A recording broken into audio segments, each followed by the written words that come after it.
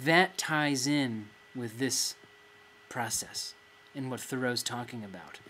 We're not really discovering anything new. You get to a point where this extends beyond the mind. You can't actually describe it. It's like a paradox. How do you learn something you already know? What is this process? And Thoreau calls it an unveiling. He refers to it as an unveiling.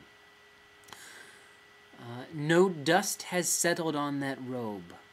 No dust has settled on that robe. That actually reminds me of a reference to the Bible and Jesus, where he said to the disciples when they were out, visiting towns, he said, if they don't come to you, if they're not open to you, you just wipe the dust from your feet and walk on.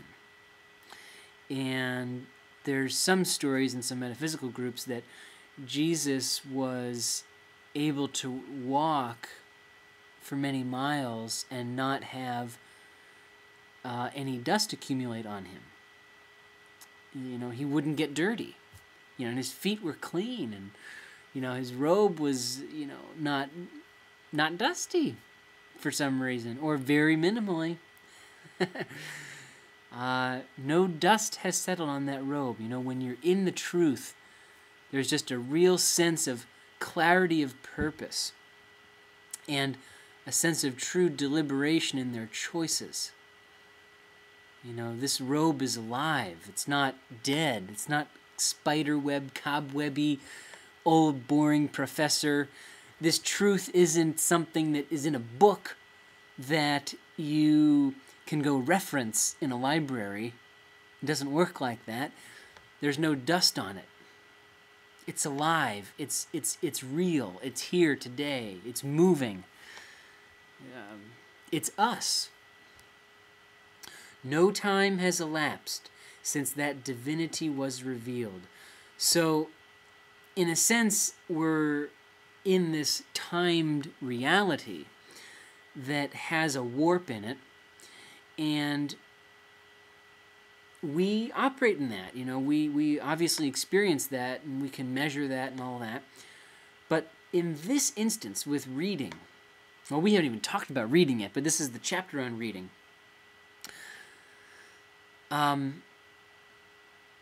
There's another process that's beyond time, that we can step out of time and get into the truth that's immortal, never dies. Time and death are related.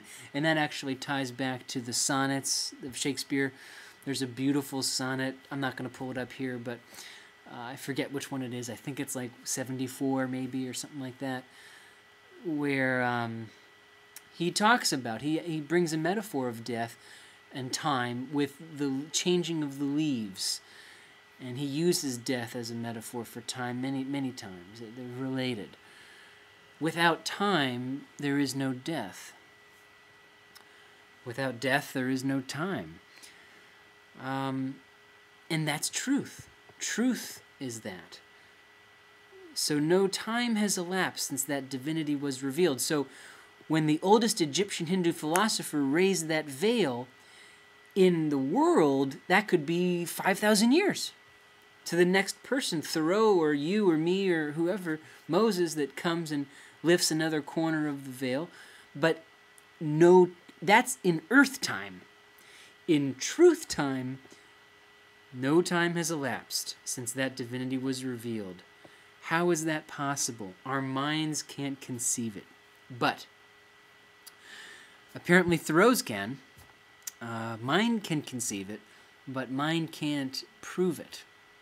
Maybe that's more like it. But it's a truth that I think is real, and probably the only way to get it is just from an inner experience more than anything. And notice when I say inner experience, like this is how Thoreau refers to this old Egyptian. It was I in him. and it is He in me. So this is an inner world.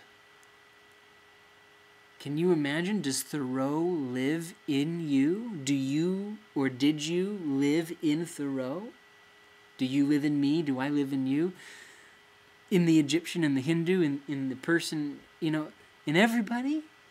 This is quite profound, quite interesting. That time which we really improve, or which is improvable, is neither past, present, nor future. In other words, it goes beyond vocabulary, it goes beyond distinction, or boundaries, or definitions. In order to define the present, you're actually setting it apart from other things, and we all hear these days, if you're involved in spirituality, it's like, be in the now, Well, what if there's a now that's beyond the now? What if there's a place that doesn't even have a nowness state, because there's no unnownness, there's just isness, and it's like, yeah, maybe he's talking about that, and maybe he's not, but the point is that when I say he, I'm talking about, Eckhart Tolle or whoever talks about being present. Maybe they are saying that, and maybe they're not. Who knows? But the point here that Thoreau is saying is that time which we really improve, which is really improvable. That is to say, to lift more of the veil. That's how I read that. The statue is both fully unveiled and fully veiled, and it's continually being lifted. So it's an improving process. Is it ever ending? Is there any end to the truth that can be revealed to a consciousness? Is there an end to that? Well, an end would mean there's a beginning, and if that implies some type of distance or time process. So perhaps there is no end. Perhaps there is no death, no beginning, no life. This is beyond life and death. It's beyond beginning and ends, beyond the Alpha and the Omega, as others have said, like Jesus and Revelations. That time is neither past, present, nor future. It's beyond codification, beyond definition. What a concept. What an amazing first, 4 sentences? 4 sentences. I've spent about 20 minutes on 4 sentences with a little introduction.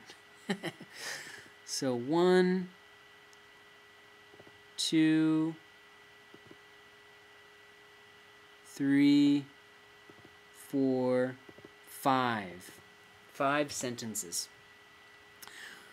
This is what I mean by Thoreau is jam-packed with material. This is the first 5 sentences of the chapter of reading. We will come back to more. I'm going to end the video here and upload it to YouTube. And I love you all. You're wonderful people. Thank you so much for coming to this YouTube site of mine, my YouTube channel. Please feel free to subscribe. Sign up at the blog. You can get blog posts, as I post them. I hope to be here more actively in the coming time and keep this going. And I love you guys so much, and I love Thoreau, and I love Walden Pond, and I hope you do too, and you're enjoying this. And please feel free to comment, to post, to question, to challenge, to share, to support, whatever.